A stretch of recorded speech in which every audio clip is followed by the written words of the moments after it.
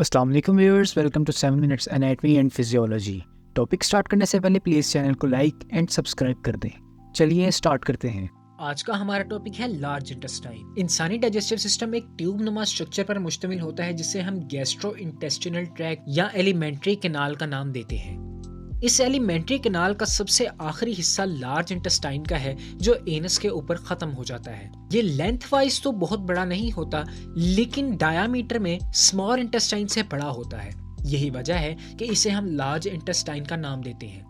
इसकी लेंथ 1.4 से 1.6 मीटर तक होती है। इसकी लोकेशन की अगर हम बात करें तो ये स्मॉल इंटेस्टाइन के अराउंड प्रेजेंट होता है हमारी पेरिटोनियल कैविटी के अंदर।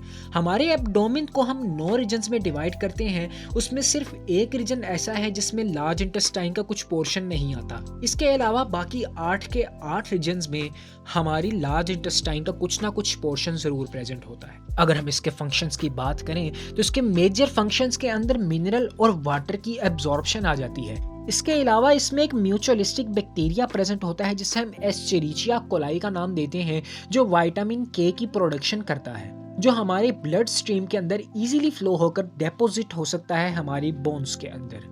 इसके अलावा यह हमारे फीसिस को कुछ टाइम तक स्टोर करके रखती है जब तक कि डेफिकेशन रिफ्लेक्स फील नहीं होता।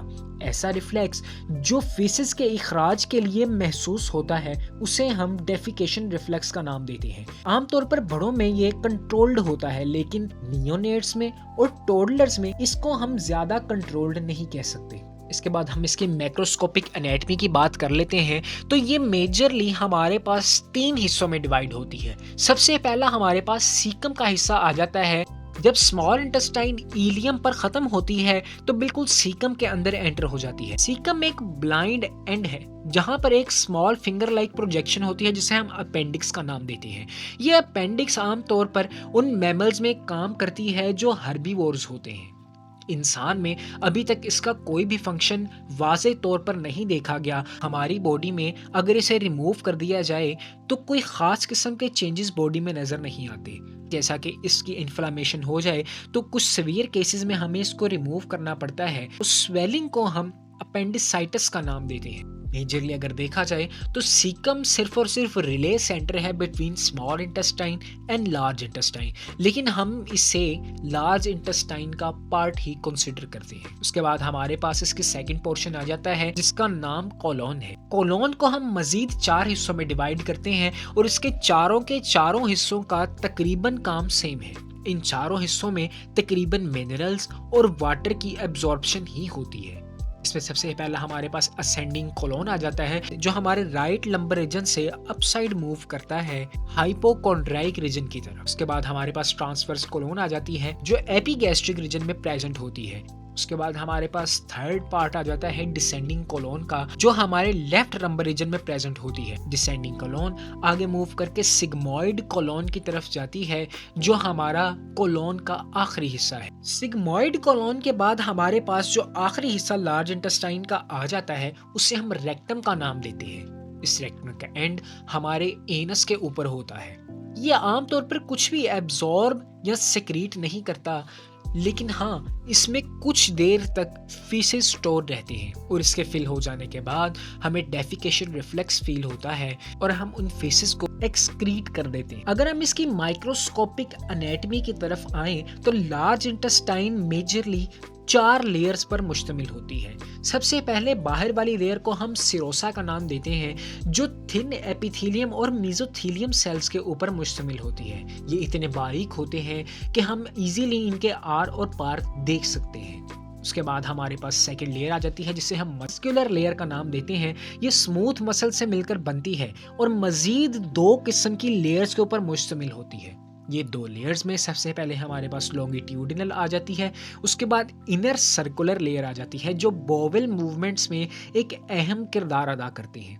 उसके बाद हमारे पास सब म्यूकोसा आ जाती है जो कनेक्टिव टिश्यूज से मिलकर बनती है और लिंक करती है हमारे म्यूकोसा लेयर के साथ। म्यूकोसा लेयर में हमारे पास म्यूकस सेल्स प्रेजेंट होते हैं जो म्यूकस सेक्रेट करते हैं। ये सेल्स सिर्फ और सिर्फ सेक्रेटरी इन नेचर नहीं होते बल्कि एब्जॉर्प्टिव इन नेचर भी होते हैं। याद रहे कि हमारी एलिमेंट्री कैनाल की स्मॉल इंटेस्टाइन और लार्ज इंटेस्टाइन के तकरीबन सारे ग्लैंड्यूलर सेल्स ना सिर्फ सेक्रेटरी इन नेचर हैं बल्कि एब्जॉर्प्टिव इन नेचर भी हैं। लार्ज इंटेस्टाइन में स्मॉल छोटी छोटी ओपनिंग्स होती हैं जिन्हें हम क्रिप्ट्स का नाम देते हैं। हमारी स्मॉल इंटेस्टाइन और लार्ज इंटेस्टाइन के दरमियान इलियम हमारे सीकम में एंटर होती है तो एक वेल्व प्रेजेंट होता है जिसे हम इलियोसीकल वेल्व कहते हैं। ये फूड को अनडाइजेस्टेड फॉर्म में लार्ज इंटेस्टाइन में एंटर होने से पहले रोक देता है। आ जाते हैं हम जनरल पॉइंट्स की तरफ। हमारी लार्ज इंटेस्टाइन में आमतौर पर 90% वाटर एब्जॉर्ब हो जाता है। अगर ये पानी की एब्जॉर्प्शन हद से ज्यादा तजावुज कर जाए तो कॉन्स्टिपेशन या कब्ज की वजह बनती है, या अगर ये एब्जॉर्प्शन बहुत ज्यादा कम हो जाए तो ये डायरिया कॉज करती है जिसमें बॉडी की जरूरत का पानी भी फीसिस के जरिए निकल जाता है।